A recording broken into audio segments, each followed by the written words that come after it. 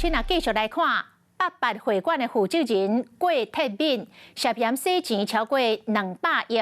去年底互通缉进前逃走出境，顶个月伫泰国互逮捕，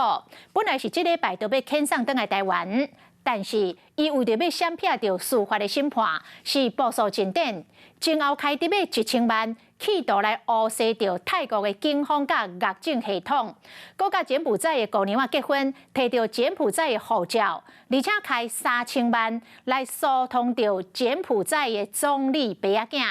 讲柬埔寨看伊真有诚意，嘛向泰国来争取，要甲引渡到柬埔寨。所以到底是毋是会当如期甲这个郭铁敏甲掠倒来台湾，也毋真知。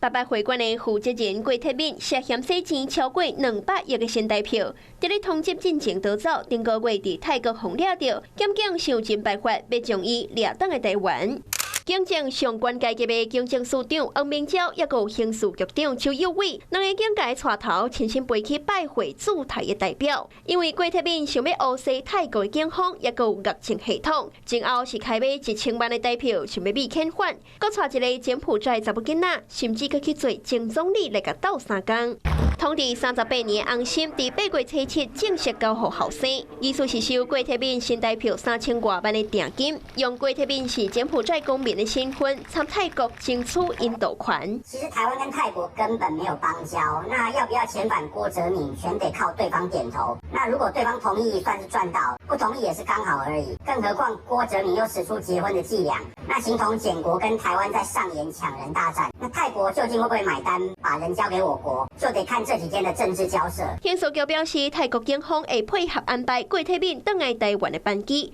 上近8月初10会返来。目前无消息讲伊无要返来台湾受审。严格毋若警方全力要将伊遣返，港澳嘛提出着重金，大概是新台票6000多万，要找郭铁敏，嘛增加伊返来台湾的变数。